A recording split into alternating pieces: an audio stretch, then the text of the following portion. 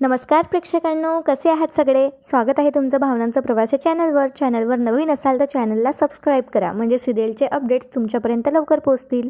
तर मित्रांनो, ठरलं तर मगच्या आजच्या भागामध्ये आपण पाहणार आहोत की नागराज आता खूप मोठा प्लॅन बनवतोय. प्रियाचा फोन चोरी करण्यासाठी तो सुभेदारांकडे जाणार आहे आणि त्यानंतर तो तिथे शुभम हॅकरला बोलवून तिथे हॅक करणार आहे. प्रियाचा फोन आणि सगळे डिटेल्स काढणार आहे आणि तो व्हिडिओसुद्धा गायब करणार आहे. आणि त्यानंतर दुसरीकडे असं सुद्धा होतं की आता जे सायलीचे खोटे आई वडील म्हणजे हे सदाशिव आणि मैनावती सुभेदार हाऊसमधून गायब होतात. हो, म्हणजे अन्नपूर्णा निवास सोडून ते कुठेतरी चालले गेले आहेत. मुद्दामच हा त्यांचा प्लॅन आहे की काय, बघूया आजच्या भागात. त्यासाठी व्हिडिओ शेवटपर्यंत नक्की पहा. तर आजचा भाग सुरू होतो. आता मैनावती सायलीकडे एका फोनची डिमांड करत असते. तर त्यावर आता मैनावती सायलीला म्हणत असते की सायले, अगं मला तो बारकासा छोटासा फोन देशील का गं? तर सायलीला आता नवलच वाटत असतो की हे काय काय मागतात म्हणून माझ्याकडे. तर त्यावर आता परत मैनावती म्हणते, सायली गप्प असते त्यामुळे, की देशील ना गं सायले. सायली आता त्यावर काही बोलत नाही, आपली मान खाली टाकते. तर सदाशिवच म्हणतो सायलीला, अगं तुझ्याकडे नसेल सायली तर जावई बापूला माग ना. तर त्यावर आता सायली उत्तर देते आणि म्हणते, नाही बाबा तसं नाही आहे, म्हणजे मी घरातल्या तिजोरीला जरी हात लावला ना तर कोणी मला विचारणार सुद्धा नाही आणि माझ्या हाती पैसे असतातच, पण त्याचा अर्थ असा होत नाही ना की मी ते पैसे चैनीच्या गोष्टी खरेदी करण्यासाठी खर्च करणार. तर आता ही जी मैना असते ती लगेच उसळते आता सायलीवर आणि म्हणते, आत्तो ग भया, कुठल्या चैनीच्या गोष्टी? साधा मोबाईल तर दे म्हणाले ना मी. आणि त्यानंतर आता ही मैना सदाशिवकडे बघते आणि म्हणते, आता मला सांगा, मोबाईल गरजेचीच वस्तू आहे की नाही? आणि त्यानंतर मैनावती आता सायलीला म्हणते, काय गं तुझ्याकडे पण आहे ना मोबाईल, सांग ना. तर त्यावर सायली म्हणते, आई मला जेव्हा खरंच असं वाटेल की तुला मोबाईलची खरंच खूप गरज आहे तेव्हा मी स्वतः तुला मोबाईल घेऊन देईन. अगं पण तू तोपर्यंत माझा मोबाईल वापर ना, तेही अगदी हक्कानेच. आणि पुढे आता सायली समजून सांगण्याचा प्रयत्न करते या दोघांना, पण यांच्या डोक्यात कुठे शिरणार आहे. तर असो तरी सायली प्रयत्न करते बिचारी आपला आणि म्हणते मैनावतीला, आणि आई तू बघितलंस ना की यांनी माझ्या बहिणींना सुद्धा किती घसघशीत ओवाळणी दिली गं. आई अहो ते सगळं करतायत, त्यामुळे मी त्यांचे पैसे असे फोन घेण्यासाठी वापरणं मला नाही बरं दिसत, नाही पटत आहे. तरी हे दोघं कन्व्हिन्स करतात पूर्ण आणि सदाशिव तरी म्हणत असतो सायलीला, अगं त्यांचे पैसे तुझे पैसे काय लावलं ते, अगं बायको आहेस ना तू त्यांची. तर सायली म्हणते, हो पण कुठलाही नवरा करणार नाही ना, इतकं करतात ते माझ्यासाठी. आता मधुभाऊंना उत्तम उपचार त्यांच्यामुळेच तर मिळतायत ना, पण या दोघांना कुठे कळतं काय. पुढे परत सायली म्हणते, मग आता अजून माझ्या आईवडिलांचा खर्च मी त्यांच्यावरच टाकू का? आणि पुढे आता सायली म्हणते महिन्याला, आणि आई जर मला तुमच्यासाठी काही खर्च करायचा असेल तर मी तो माझ्या पैशातून करेन ना. आणि आता हे घर यांनी अश्विन भाऊजीने आणि बाबांनी कमावलेल्या पैशांवरून चालतं, त्यामुळे आता कुठलाही वायफळ खर्च करायचा नाही, हे सुभेदारांची सून म्हणून माझी जबाबदारी आहे. तर आता हे दोघांनाही काहीच पटत नसतं जे सायली समजावून सांगत असते. तर त्यावर आता ही मैनावती म्हणते सायलीला, आता काय तुला आमचे खर्च म्हणजे वायफळ वाटायला लागलेत, काय करणार? ठीक आहे, आता आम्ही वर खोलीतच बसतो, चला हो चला, असं म्हणत आता हे दोघं जण तिथून उठतात. आणि उठताना आता ही सदाशिवला म्हणते, ओ हात द्या माझा पित्त, अरे बापरे मला वाताचा त्रास व्हायला लागलाय. आणि त्यावर आता सायली आधार देत असते मैनावतीला. तर ही मैनावती, राहू दे सायली तू राहू दे. आणि सायलीशीच ही उद्धट वागते. सायलीने नकार दिला असतो म्हणून पैसे देण्यासाठी. आणि त्यानंतर हे सदाशिव आणि मैना तिथून निघून जातात. पण आता मात्र सायलीला याचं वाईट वाटत असतं. तर इकडे आता सीन शिफ्ट होतो. आता नागराज त्याच्या घरीच असतो, तर त्याला महिपतचा फोन आला असतो. महिपत म्हणतो नागराजला, काय नागराज शेटला मोठ्या मोठ्या बाता केल्या हो तुम्ही? कोण तो शुभम का फुबम आपल्याला व्हिडिओ मिळवून देणार होता प्रियाच्या जवळचा, काय झालं? काही नाही झालं. ते प्रिया तर ती शाणी निघाली, तिनं ते लिंकच ओपन केली नाही. तर नागराज म्हणतो, अरे आपलं बोलणं झालंय ना, आपण काहीतरी वेगळा मार्ग शोधून काढू आणि आपण काहीतरी वेगळं पाऊल उचलू ना. तर त्यावर महिपत म्हणतो, अरे कधी उचलणार? लवकर उचला ना, तुमचं पाऊल तर ते हत्तीच्या पायापेक्षाही जड झालंय, उचला ना. तर नागराज म्हणतो, अरे थांब ना, ऐकून तर घे ना माझं. अरे त्या प्रियाचा फोन माझ्या हाती तर यायला पाहिजे की नाही? अरे 5 मिनिटासाठी जरी तो फोन माझ्या हाती आला ना तर तो शुभम आपलं काम लगेच करून टाकेन. अरे पण फोन तर यायला पाहिजे ना हातात. तर त्यावर आता महिपत म्हणतो नागराजला, अरे मग घ्या ना तो फोन हातात, ते तिचा डबडा हाती घ्या. आता काय पंचांग काढणार आहे का, मुहूर्त वगैरे काढणार आहे का तुम्ही त्यासाठी? तोपर्यंत मी काय करायचं की माझे केस उपटत बसायची इथे? आणि नागराज शेट एक लक्षात घ्या, आजपर्यंत जसं हर एक लफड्यातनं वाढून निष्ठ व्हावी तसं निष्ठ चालू मी, कळलं ना? पण या छिचुंद्रीनं हिनं माझ्या तोंडाला फेस आणलाय. तर त्यावर आता नागराज म्हणतो, बरं ठीक आहे, मला लवकरच सुभेदारांच्या घरी जावं लागेल, मी काढतो काहीतरी निमित्त, बघतो काय ते आणि मिळवतो फोन, म्हणजे प्रयत्न तरी करतो.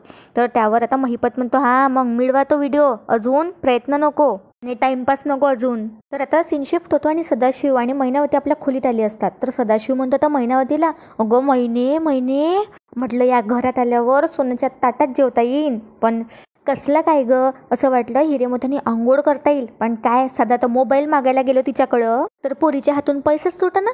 तर त्यावर महिनावती म्हणते सदाशिवला, हळू बोला, दार उघड आहे ना. तर सदाशिव म्हणतो, कसला हळू ग. तर आता महिनावती पटकन दार बंद करते खोलीचं आणि आल्यावर म्हणते, जरा शांत व्हा की तुम्ही. माझ्या पण समजा ध्यानात येतच आहे. अरे त्या दिवशी नाही का मी तिला म्हटलं की मला एक चप्पल घेऊन दे बाई, तर म्हणते कशी, आई तुझी चप्पल छान आहे की, खराब झाली ना की घेऊन देईल. हे सायली आहे ना, सरळ मागून आपल्याला काही बी देणार नाही. तर सदाशिव सुद्धा म्हणतो, हो ना.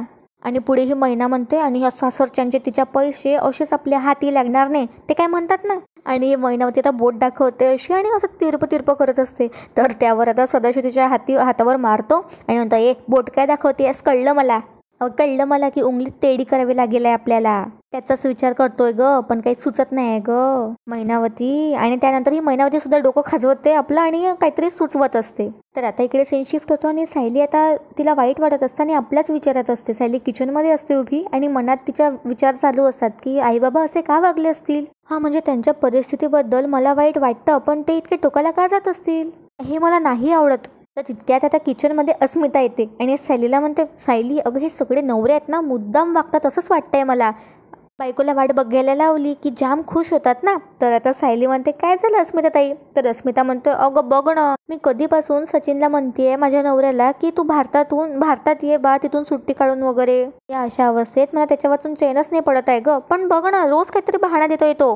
कधी म्हणतोय अगं फ्लाईटचं बुकिंग चालली आहे, कधी म्हणतो इथचं काम वाइंड अप करायला वेळ लागतोय. आणि मला परवा तर म्हणत होता की 4 दिवसात निघणार आहे, पण बघ ना त्यानंतर तो माझा कॉलच नाही उचलत आहे.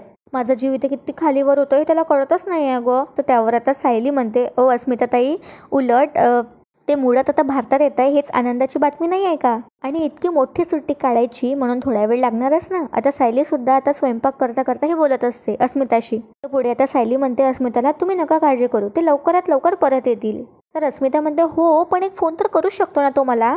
तर इकडे आता सीन शिफ्ट होतो आणि सदाशिव म्हणतो महिनावतीला, मी काय म्हणतो महिने, असल्या बाबतीत तुझं डोकं लय भारी चालतंय ग, बघ ना तुला काही सुचतो का प्लॅन. तर त्यावर आता महिनावती म्हणते, मी तोच विचार करते पण काही सुचना. आणि तितक्यात लगेच तिचा लाईट लागतो आणि ही महिनावती म्हणते, आता सदाशिवला सुचलं मला. आणि सदाशिवच्या कानात सगळं काही ते प्लॅनिंग सांगते आणि म्हणते, हाय की नाही माझी आयडिया झक्कास. तर त्यावर आता सदाशिव म्हणतो, अरे मग भारीच काय माझी महिना. तर त्यावर आता ही महिना म्हणते, चला चला लवकर कामाला लागूया. तर त्यावर सदाशिवही म्हणतो, कामाला लागलंच पाहिजे. तर बघूया आता हे लोखंडे कपल काय करतात पुढे. तर इकडे आता सीन शिफ्ट होतो आणि आता अस्मिताला फोन येतो तिच्या नवऱ्याचा. तर त्यावर आता अस्मिता फोन उचलते आणि म्हणते, हॅलो काय रे सचिन, माझे मिस कॉल बघून तुला कॉल बॅक करायला इतका वेळ लागतो का. आता ना मला तुझ्याशी बोलायचंच नाही आहे, उगाच मस्का मारू नकोस आता मला. आणि सायली सगळं स्माईल करत हे सगळं बघते आणि ऐकत असते. तर पुढच्या क्षणी आता ही चिडलेली असते अस्मिता, तर लगेच ती पुढच्या क्षणी खुश होते आणि म्हणते, काय थेट पनवेलला की तुम्हाला सरप्राईज देणार आहेस, वाव. आणि लगेच आता फोन कट होतो. तर त्यावर आता अस्मिता परत चिडते आणि म्हणते, ठेवला याने फोन परत, बघितलंस ना सायली, आणि 2 दिवसांनी फोन केलाय मला आणि 2 मिनिटंही नाही याच्याकडे माझ्याशी बोलायला. आजही सांगितलं नाही त्याने नेमकं कधी येणार आहे ते. म्हणूनच ना मला त्याचा खूप राग येतो. जाऊ दे, मला बोलायचंच नाही बाई या विषयावर. आणि तनफन करत अशीच बडबड करत अस्मिताताई आपल्या रूममध्ये चालली जाते आणि सायली अस्मिताताई करत तिच्या मागे मागे जाते तिला आता समजवण्यासाठी.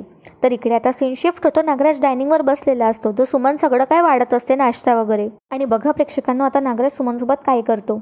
तर हा म्हणत असतो, नागराज अगं हळू जरा नीट वाढ. तर आता बिचारी सुमन घाबरतच म्हणते, ते इडल्या थंड्या होईल ना म्हणून पटापट वाढतीये मी. आणि चटणी पण तुम्हाला आवडते तशीच केली, उडदाच्या डाळीची फोडणी घालून. तर नागराज आता टेस्ट घेतो आणि एक घास खाऊन बघतो आणि लगेच ऍक्टिंग करतो ठसका येण्याची. आणि सुमनला असं दाखवतो की जी चटणी आहे ती खूप तिखट झाली आहे. आणि सुमन पाणी वगैरे देतो आणि त्यानंतर आता नागराज एकदम चिडतो आणि म्हणतो, ही मला आवडते तशी चटणी आहे. तर सुमन म्हणते, हो. तर आता नागराज म्हणतो, तिखट झालाय तिखट. काय हे बापरे माझी जीभ, अरे तू उपाशी ठेवून मारणार आहेस का मला. तर आता इकडे सीन शिफ्ट होतो आणि हे लोखंडे कपल सदाशिव आणि मैना आता इकडे तिकडे बघतात की कोणी आहे का म्हणून हॉलमध्ये. आणि सगळ्यांच्या लपून छपून आता घराच्या बाहेर पडतात. तर दोघांनी एक थैला घेतला असते मोठासा असा पाठीवर. तर यांची ती एक प्लॅनिंगचाच पार्ट असतो. तो मोठासा असा झोरा वगैरे घेतला असतो. तर इकडे आता सीन शिफ्ट होतो आणि हा अत्याचारच करत असतो नागराज सुमनवर. तर आता सुमन म्हणते, हो ही तिखट नाही आहे. नागराज आता हात उचलतो सुमनवर आणि म्हणतो, मुस्काटाच फोडीन. पण म्हणतो, नाही आता सध्या वहिनी आहे ना घरात, लगेच येईल ती इथे. पण सुमन तुला कळलं पाहिजे, हे असं तिखट खाल्ल्यावर जिभेचे हाल किती होतात ते. थांब तू इथंच थांब, आलोच मी, असं म्हणत नागराज आता किचनमध्ये जातो आणि किचनमधून एक हिरवी मिरची घेऊन येतो. आणि सुमनला जबरदस्तीने तो खाऊ घालतो आणि बिचारी सुमन तर रडतच ती मिरची खाते आणि खूप रडायला लागते आणि ती रडत असते. तर इकडे आता सीन शिफ्ट होतो. सायली आणि अर्जुन आपल्या खोलीत असतात. अर्जुन काहीतरी काम करत असतो आणि सायली कपड्यांच्या घड्या करत असते, पण तिच्या मनात तिच्या आईवडिलांच्या गोष्टी फिरत असतात. आता अर्जुनचं लक्ष जातं सायलीकडे आणि अर्जुन म्हणतो सायलीला, बायको काय झालंय, तू कसला विचार करतेस? तर सायली म्हणते, नाही नाही काही नाही, ठीक आहे, एवढं काही नाही. सायली आता सगळी आवरावर करून अर्जुनच्या फाईल्स ठेवत असते. तर आता अर्जुन सायलीकडे जाऊन बसतो. अर्जुनच्या लक्षात आलं असतं की काहीतरी बी नसलंय. तर आता अर्जुन म्हणतो सायलीला, काहीतरी झालंय हे नक्की सांग ना मला. तर सायली परत म्हणते, कुठे काय हो, काहीच नाही. तर अर्जुन म्हणतो, तुला माहिती आहे ना बायको, तुला माझ्यापासून काहीच लपवता येत नाही, सांग ना काय झालं, काय प्रॉब्लेम आहे. तर सायली आता अर्जुनला सगळं काय ते सांगून देते आणि सायली अर्जुनला म्हणते, मी मगाशी जेव्हा आईबाबांशी बोलत होते ना तेव्हा असं झालंय सगळं. ते गॉगलची डिमांड करत होते, त्यानंतर मोबाईल मागत होते, कसं त्यानंतर म्हणत होते की तुझ्याकडे नसतील तर तू अर्जुनकडे माग, म्हणून जावई बापूंकडे माग.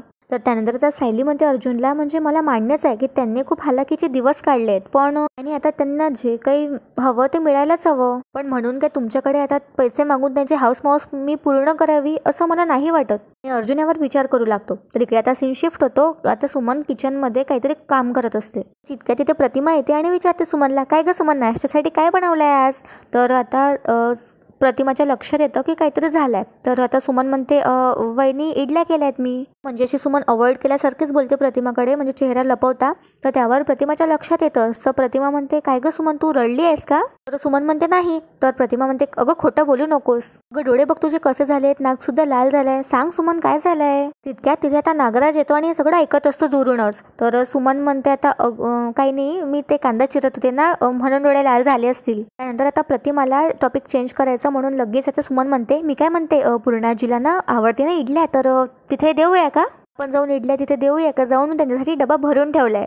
तर प्रतिमा म्हणते, हो देऊया, खरं तर मलाच आवडेल हा डबा घेऊन जायला, पण मी नेमकी आता डेंटिस्टची अपॉइंटमेंट घेतली आहे आणि ते क्लिनिक तर सुभेदारांच्या घराच्या अगदी विरुद्ध दिशेने आहे. तर आता नागराज हे सगळं ऐकत असतो. नागराजला चान्स मिळतो आता सुभेदारांकडे जाण्यासाठी, प्रियाचा फोन चोरी करण्यासाठी. तर आता इकडे सुमन म्हणते, मग आता काय करायचं आपण. नागराज मनात म्हणतो, अरे वा, सुभेदारांच्या घरी जाऊन आता प्रियाचा फोन मिळवण्याची ही उत्तम संधी आहे. आणि दुसरीकडे आता सीन शिफ्ट होतो. अर्जुन सायलीला समजावून सांगत असतो की हे बघ, तू रिलॅक्स हो आणि त्यांना जे काही हवं असेल ते तू मला सांग ना, इट्स ओके. तर सायली म्हणते, तसं नाही हो, पण मला असं वाटतं की माझ्या आई वडिलांची जी काही हौस असेल ते त्यांच्या मुलीने करायला हवी ना, म्हणजे बघा ना, ते जावयाने नकोच करायला. तर पुढे आता सायली म्हणते, बरं माझ्याकडे काहीतरी आहे बोलायला, मी काय म्हणते. तर परत आता सायली थांबते. अर्जुन म्हणतो, काय झालं बोल ना. तर सायली आता म्हणते, मी 11वी 12वीत होते ना तेव्हा माझ्या कॉलेजच्या फीसाठी मी गाण्याचे क्लासेस घ्यायचे, तर मी तसेच क्लासेस परत सुरू करू का, म्हणजे तेव्हा मला खूप छान वाटायचं, अगदी खर्चाला थोडी हाती पैसे पण असायचे ना, तर मी परत करू का तसं. तर आता अर्जुनला सायलीचं नवल वाटत असतं, कौतुक वाटत असतं की ती किती स्वाभिमानी आहे, आणि वाईटही वाटत असतं की ती तिच्या आईवडिलांच्या अशा फालतूच्या गोष्टींमुळे, चैनीमुळे, म्हणजे सोयीमुळे ती सगळं आता सायली दगदग करणार. तर आता इकडे सीन शिफ्ट होतो. सीन आपल्याला हा दाखवला जातो की आता नागराज म्हणतो, तुमचा एक प्रॉब्लेम आहे ना, तर तो मी करतो सॉल्व्ह. तर प्रतिमा म्हणते, प्रॉब्लेम. तर नागराज म्हणतो, हो, ह्या गरमागरम इडल्या सुभेदारांच्या घरी वेळेवर कधी पोचवायच्या, कशा पोचवायच्या, हाच तर आहे ना तुमचा प्रॉब्लेम. तर सोल्युशन आहेच, मी तिकडे चालू आहे, माझं एक काम आहे, सो जाता जाता मी तो डबा देऊनच देईल आणि मी हा डबा पोहोचवतो मग सुभेदारांकडे. तर आता प्रतिमा म्हणते, हां मग तर प्रश्नच मिटला. आणि आता प्रतिमा म्हणते सुमनला, सुमन तो डबा दे नागराजला. आणि नागराज बघा प्रेक्षकांनो आता म्हणतो त्या दोघींसमोर की सुमन एक काम कर, चटणी आहे ना भरपूर दे. त्यानंतर नागराज म्हणतो प्रतिमाला, अगं वहिनी तुला काय सांगू, सुमनने काय जबरदस्त चटणी बनवली होती आज. तर इथे आपल्या लक्षात येतं की नागराजने हे सगळं मुद्दाम ड्रामा केला असतो, जो तिखट वगैरे लागण्याचा, आणि मुद्दाम बिचारीला मिरची खाऊ घातली असते. तर त्यानंतर आता नागराज म्हणतो सुमनला, हो की नाही सुमन, छान केलीस ना तू. तर सुमन आता बघतच राहते नागराजकडे, तर कारण सुमनला आताच कळलं असते सगळं. तर आता नागराज म्हणतो सुमनला, काय बघत काय बसलीस, अगं उशीर झाला की तिकडे त्यांचा नाश्ता जाईल ना, त्यांचा नाश्ता झाल्यावर मग इडल्या नेण्याचा उपयोग काय, चल चल चल पटकन बांध. तर सुमन बिचारी तिने आधी चटणी पॅक नसते केली, तर ती परत पटकन चटणी वगैरे पॅक करून देते आणि मग नागराजच्या हाती देते ते पार्सल सुभेदारांकडे नेण्यासाठी.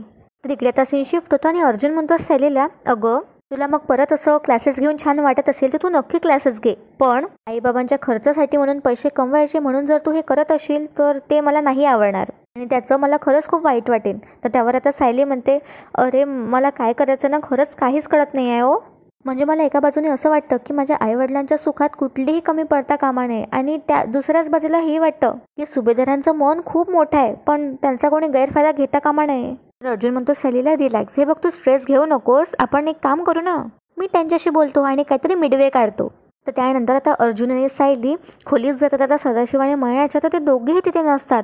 सायली हाक मारते पण तिथे कोणीच नसतं. तर अर्जुन म्हणतो सायलीला, अगं तुला काही सांगितलं का त्यांनी बाहेर जात आहे वगैरे? तर सायली म्हणते नाही ना, बापरे अचानकच निघून गेलेत. आणि बिचारी सायली आता पॅनिक होते आणि स्वतःवरच ब्लेम घेते आणि म्हणते, बापरे मी त्यांना पैसे द्यायला नकार दिला म्हणून नाराज होऊन निघून गेले असतील का?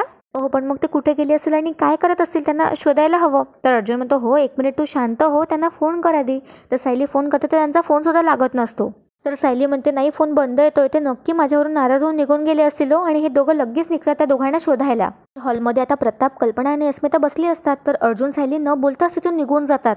जाताना मॉम डॅड आम्ही आलोच असं सांगून निघून जातात. तर तितक्यात आता कल्पना म्हणते, हो त्यांना फोन करा तुम्ही पटकन, काय झालंय म्हणून.